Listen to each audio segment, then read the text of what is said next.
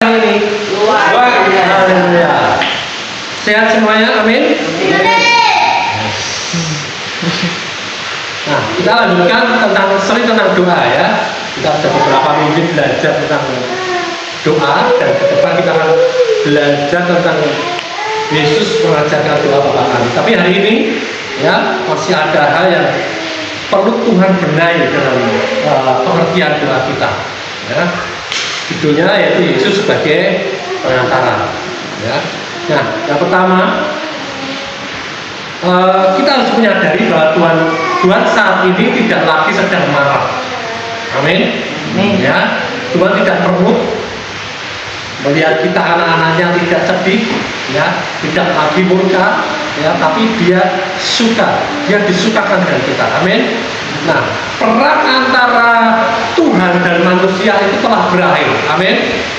Ya, perang antara permusuhan antara Tuhan dan manusia oleh karena apa? Oleh karena dosa itu sudah berakhir. Ya, itulah yang diserukan para malaikat saat kelahiran Yesus.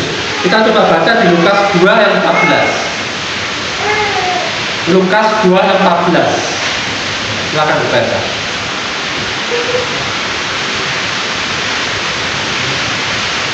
Kemuliaan bagi Allah di tempat yang maha tinggi dan damai sejahtera di bumi di antara manusia yang berkenan kepadanya. Amin. Kemuliaan bagi Allah di tempat yang maha tinggi dan damai sejahtera di bumi, ya, di antara manusia yang berkenan kepadanya. Jadi kemuliaan bagi Allah ini bicara tentang kemuliaan Allah di tempat yang maha tinggi dengan manusia dan sejahtera manusia di bumi. Ya, nah ini diproklamirkan sama malaikat, dideklarasikan sama para malaikat waktu itu.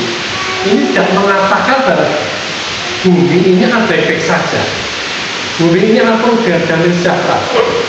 Kalau itu yang diperkatakan sampai sekarang pun tidak akan terjadi damai sejahtera. Ya, sampai sekarang bumi malah tambah ribet, tambah bingungi, ya, tambah menakutkan orang-orang dunia. Ya, dunia saat ini tambah jahat, nggak ada lagi damai sejahtera. Ya, jadi ini bicara tentang damai sejahtera antara surga dan bumi, antara Allah dengan manusia. Dengan adanya kelahiran Yesus ini akan terjadi perdamaian. Ya, yang tadinya Allah murka dengan manusia, yang tadinya Allah bermusuhan dengan manusia, tidak bisa bersatu dengan manusia, ya, sekarang didamaikan dengan Yesus. Amin.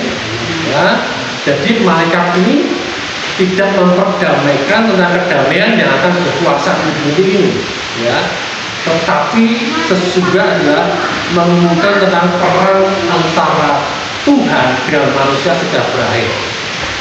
Jadi hari ini kita tidak usah minta lagi sama Tuhan, minta berusaha untuk Tuhan berkenan sama kita, berusaha untuk Tuhan itu senang sama kita, berusaha sampai kita ini bagaimana hidup bisa menarik hatinya Tuhan.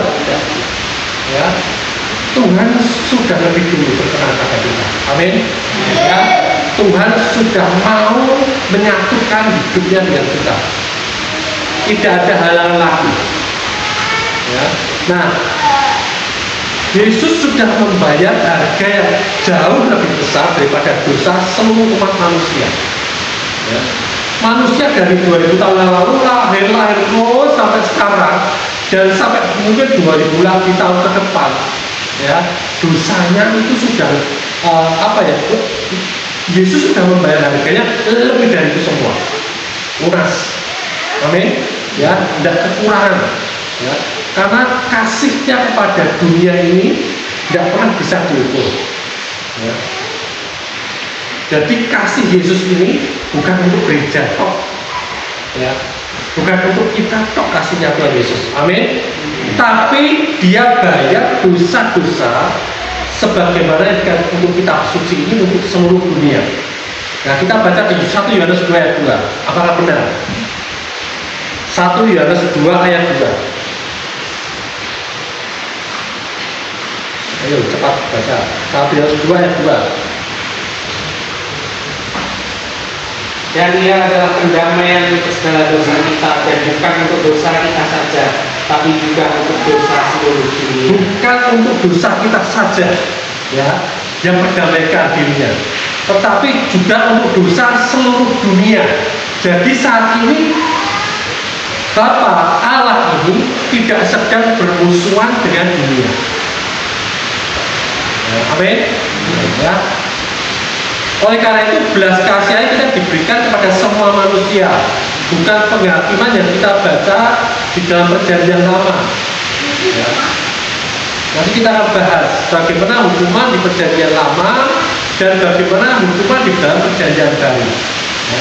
Jadi Tuhan saat ini sudah diperdamaikan dengan seluruh umat manusia di dunia ini, yang sudah mati, yang barusan lahir, yang sekarang sudah dewasa atau yang sudah tua atau dan yang belum lahir, ya sudah tidak ada permusuhan lagi. Amin.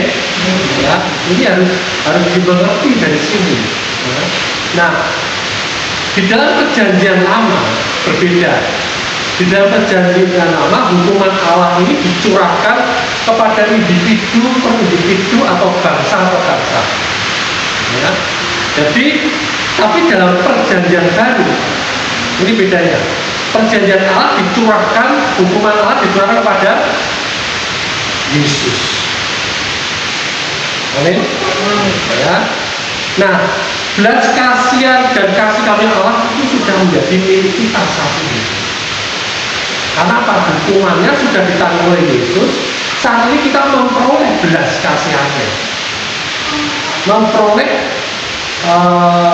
kasih karunia-Nya menjadi milik kita.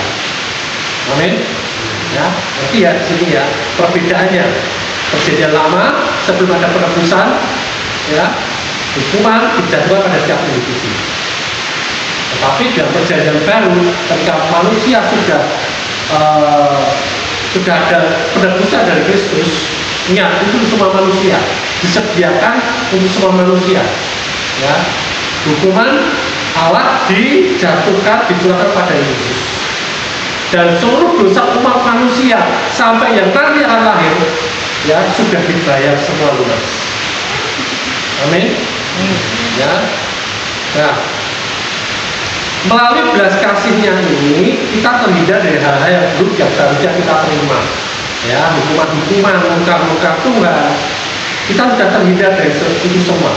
Dan melalui kasih karunia-Nya kita menerima hal-hal baik yang seharusnya tidak kita terima. Yang mestinya ketika kita ini menerima hal yang buruk, tetapi oleh karena kasih karunia Tuhan, saat ini kita menerima hal-hal yang baik dari Tuhan. Nah, jadi kabar Injil ini, ya, ini hampir terlalu baik untuk menjadi kenyataan. Sebenarnya kita ini tidak layak, tidak seharusnya menerima itu semua. Jadi sebenarnya kita tidak layak. Makanya kabar Injil ini terlalu baik, gitu, terlalu menjadi kabar yang terlalu baik gitu, untuk kita semua. Ya. Beda kalau kita ini ulangan, misalkan ulangan kita sudah belajar keras dan kabar baiknya kita lulus, nah, itu biasa, ya, karena kita belajar. Ya. Tetapi kalau yang tidak bisa belajar dan tidak pernah belajar, tiba-tiba lulus, ya, itu kabar baik apa kabar sangat baik? Sangat baik. Sangat baik. Ada yang mengaku itu. Ya. Kenapa? Karena kita tidak layak untuk menerima yang sebenarnya. Ya. Nah, ini akan mempengaruhi bagaimana kita berdoa. Ya. Yesus telah menjadikan semua yang Dia punyai dan dimiliki Allah itu tersedia bagi kita. Itu karena Yesus itu. Ya. Dan kita bisa memperoleh kasih karunia itu semua dengan apa? Dengan perbuatan, dengan usaha, atau dengan apa? Iman. Amin. Ya. Dia iman. Roma 5 ayat 2. Oleh Dia kita juga boleh jalan masuk oleh iman kepada kasih karunia ini. Di dalam kasih karunia kita berdiri dan kita bermegah dalam pengharapan akan menerima seluruh kemuliaan Allah. Amin. Ya, jalan masuk kita untuk memperoleh kasih karunia itu hanya dengan iman, percaya. Ya. Nah, jadi bagaimana cara berdoa dalam perjanjian lama dan perjanjian baru? Pasti berbeda, karena kondisinya sudah berbeda. Ya, nah, orang Kristen pada umumnya berdoa pada Tuhan yang sedang marah. Dia memohon supaya Tuhan menghapus kutuk, supaya Tuhan tidak murka, ya, memohon-mohon, berdoa. Ya. Tetapi adalah cara berdoa yang saat ini sebenarnya tidak perlu lagi dilakukan. Ya. Nah, kenapa? Tadi Yesus sudah bayar itu semua. Ya. Nah, itulah yang dilakukan oleh orang-orang di dalam perjanjian lama. Itu benar, nah perjanjian lama memang seperti itu. Tetapi yang membuat satu berbeda adalah Yesus. Amin. Ya, sejak ada Yesus menebus dosa manusia, itu selamanya mengubah cara kita mendekati Tuhan dan cara kita memanfaatkan kebaikannya. Amin. Ya, itu akan berubah, otomatis berubah. Ya, sekarang kita lihat waktu perjanjian lama, contohnya siapa? Musa. Ya, ini lihat. Ya, Musa memohon kepada Tuhan ketika bangsa Israel ini membuat patung anak lembu emas. Ya, masih ingat? Ya, bangsa Israel dikejar Musa ke Gunung Sinai. Dia malah membuat patung lembu emas untuk disembah dan mereka berpesta pora. Ya. Nah, Tuhan marah di situ. Tuhan marah. Ya. Sehingga dia memberitahu Musa seperti itu, bahwa dia akan menghancurkan bangsa Israel dan buat bangsa baru melalui keturunan Musa. Ya. Nah, kemudian lihat Keluaran 32 ayat 12 kita baca.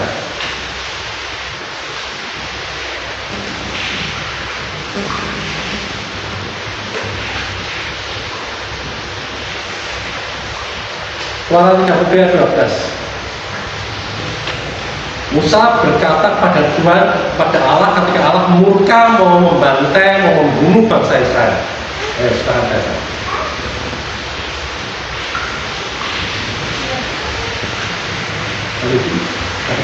Keluaran 32 ayat 12. Mengapakah orang Mesir akan berkata, dia membawa mereka keluar dengan maksud menimpakan malapetaka kepada mereka dan membunuh mereka di gunung dan membinasakannya dari muka bumi. Berbaliklah dari murkamu yang bernyala-nyala itu dan menyesallah karena malapetaka yang hendak kau datangkan kepada umatmu. Nah, lihat, Musa berani berkata pada Allah, berbaliklah dari murkamu yang dahsyat itu dan menyesal, artinya bertobatlah Tuhan. Loh, ya. Dia manusia sampai dia berani mau bertobatlah Tuhan, menyesallah buat keputusanmu itu, ya, atas kejahatan yang telah dilakukan terhadap umatmu ini. Ini luar biasa ya. Seorang Musa itu seorang manusia biasa, dia berani berbicara pada Tuhan cara seperti itu. Dia berkata ketika Tuhan mau menghancurkan, mau membinasakan bangsa Israel. Tuhan, gimana nanti bangsa Mesir akan berkata, engkau membawa bangsamu untuk dibinasakan di padang gurun ini. Tuhan menyesal engkau, bertobatlah engkau Tuhan. Ya. Musa sampai seperti itu. Lah yang lebih menakjubkan lagi apa? Ya. Yang lebih menakjubkan lagi, Tuhan itu Keluaran 32 ayat 14 kata seperti ini. Dan menyesal Tuhan karena malapetaka yang dia rancangkan untuk umatnya. Perkataan Musa itu seorang manusia sebagai pengantara waktu itu, ya, itu sampai membuat Tuhan menyesal, sampai membuat Tuhan ini bertobat atas rancangannya untuk dia membinasakan bangsa Israel. Ini saking murkanya Tuhan. Ya. Nah, teladan ini kemudian dijunjung tinggi di seluruh negara, di seluruh negeri, di zaman-zaman sampai hingga saat ini sebagai standar dan seharusnya kita tiru. Jadi itu terus dibawa sampai hari ini. Diajarkan sampai hari ini. Ya. Ada banyak pendoa-pendoa syafaat yang menjadi pengantara antara manusia dan Tuhan. Bayangkan, bahkan Abraham pun waktu itu dia berdoa syafaat untuk Lot, ya, untuk Sodom dan Gomora yang mau dibakar habis sama Tuhan, yang mau dibinasakan sama Tuhan. Dia bisa kenyang-kenyangan gitu. Nah, itu gunanya seorang pengantara, ya. Nah, tetapi kita umat perjanjian baru untuk mendekati Tuhan berbeda, sangat beda, ya.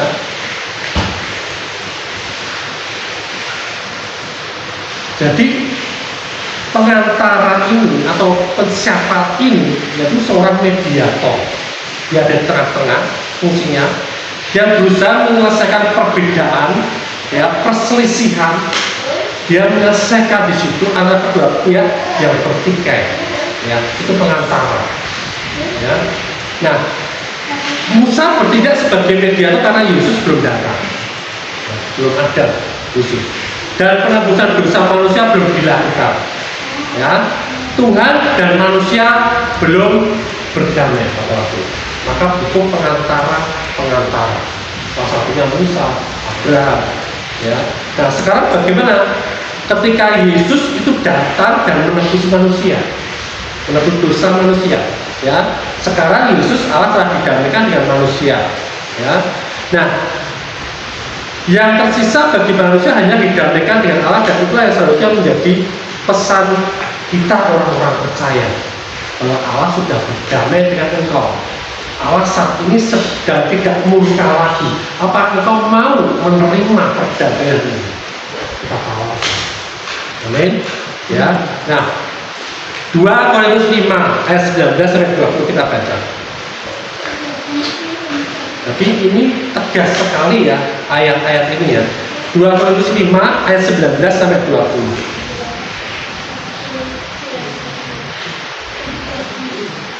Silakan dibaca. 2 Korintus 5 ayat 19-20. Sebab Allah mendamaikan dunia dengan dirinya oleh Kristus dengan tidak memperhitungkan pelanggaran mereka. Ia telah mempercayakan berita pendamaian itu kepada kami.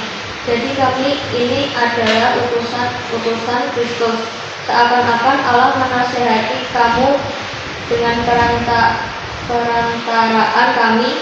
Dalam nama Kristus kami meminta kepadamu, berilah dirimu didamaikan dengan Allah. Amin.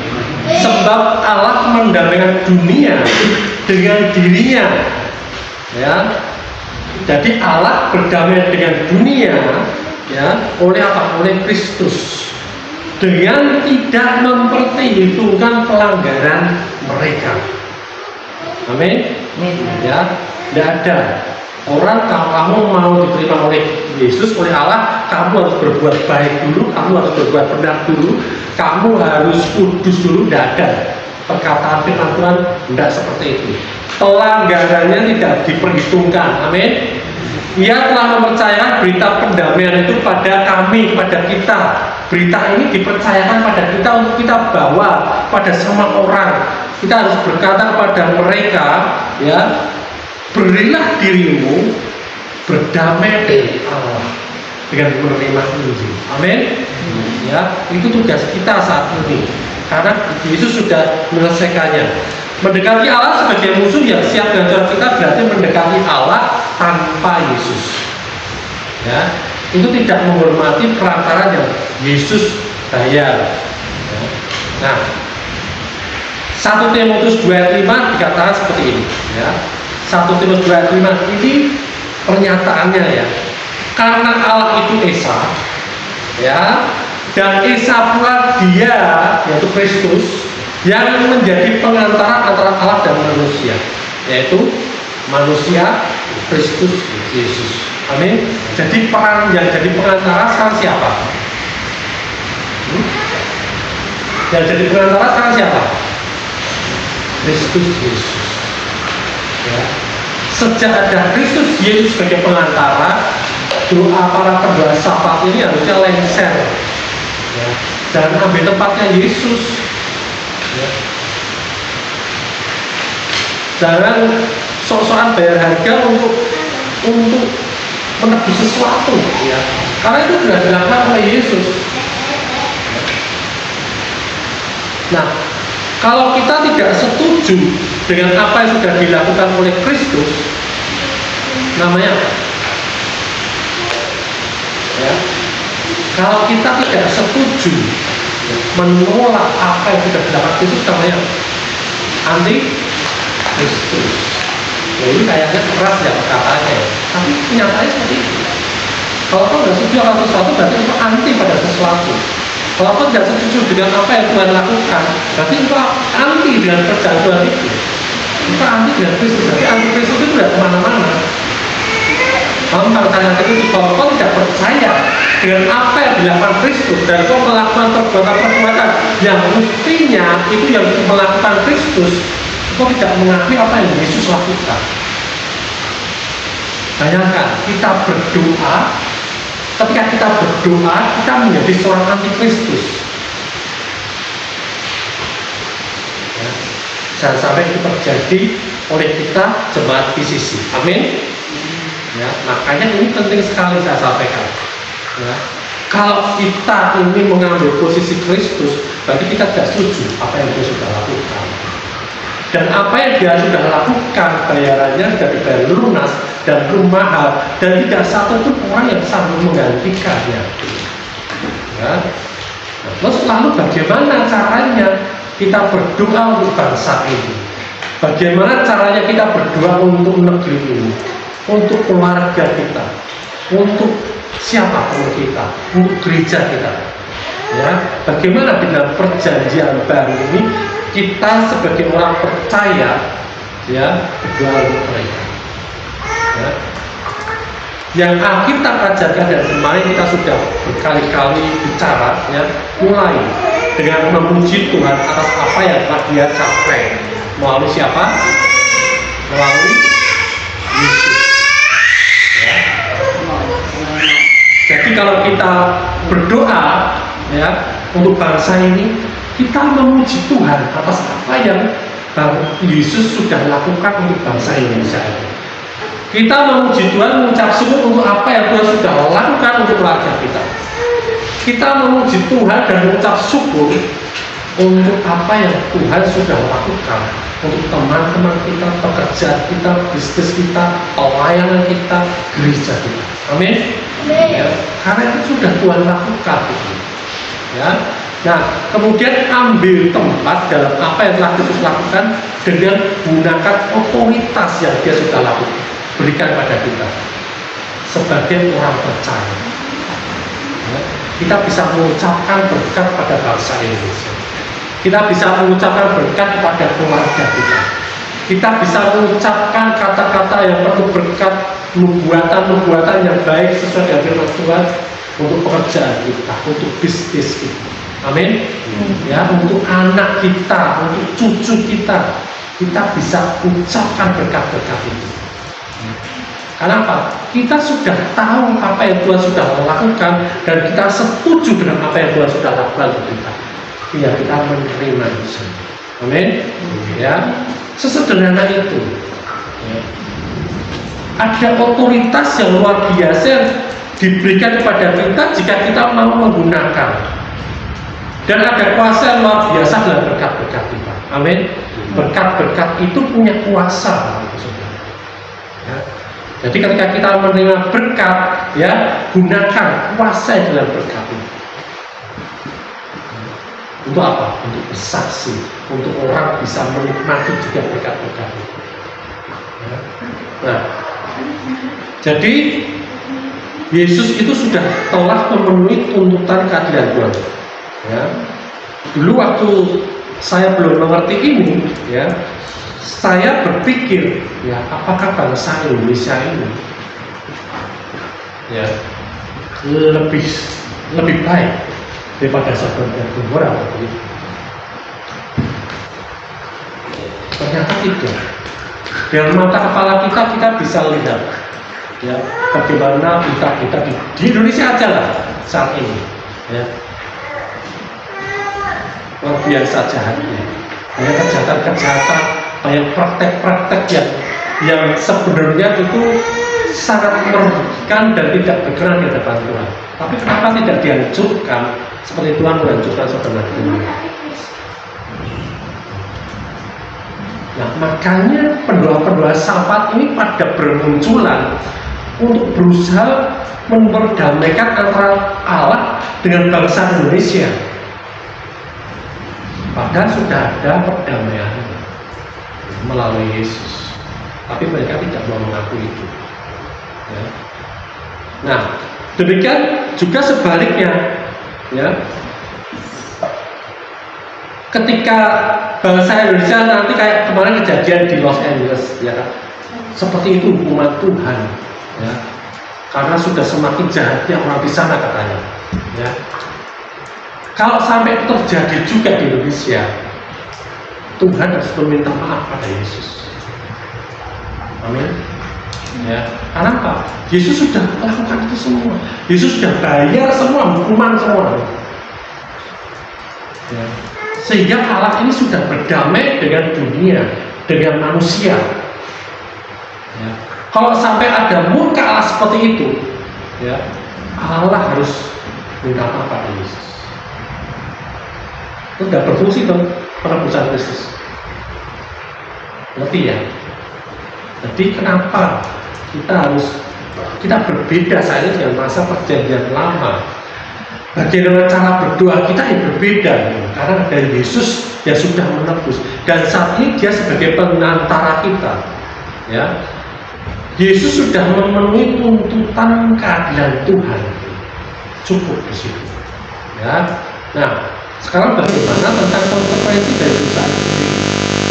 Ya, ketika satu bangsa berdosa, ketika ada keluarga yang berdosa, ketika ada seseorang pribadi yang tidak benar kehidupannya, apakah bebas gitu aja? Ya, enggak juga, ya. Nah, Indonesia aman dari konsekuensi, tapi melanjutkan jalan ditempuhnya saya. Tuhan tidak akan menghakimi Indonesia.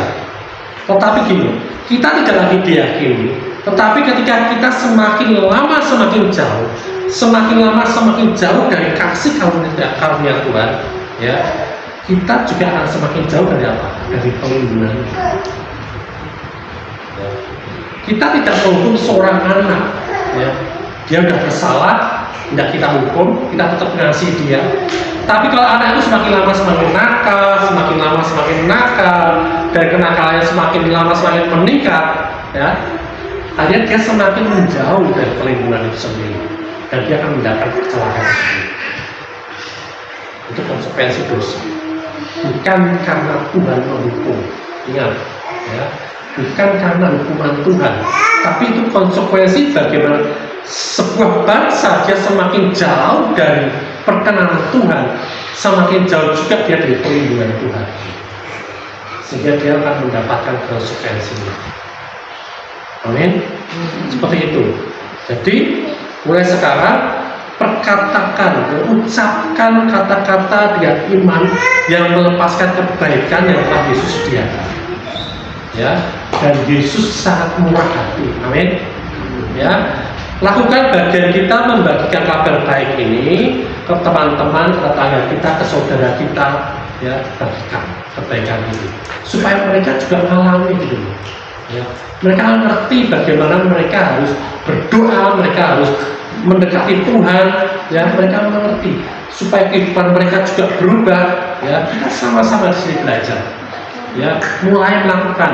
Ketika kita sudah mengerti ini semua, mulai melangkah step by step, tidak langsung sempurna, ya, tidak ada yang sempurna, tetapi kita sudah sejalan dengan Tuhan, sepakat dengan apa yang Dia lakukan. Amin. Amin. Seperti sebentar kita akan perjamuan kudus, ya, mari saya. Kita ingat apa yang Dia sudah lakukan dalam kehidupan kita. Jangan sampai hidup kita ini, bahkan doa kita pun menolak apa yang Dia sudah lakukan dalam hidup kita. kita sepakat dengan Tuhan. Apa yang dia sudah lakukan di atas kayu salib, dia mati dan dia bangkit lagi. Dia sudah bayar semua dosa kita, dia sudah bayar semua kutuk kita, dia sudah bebaskan dan sembuhkan kita dari semua penyakit. Amin.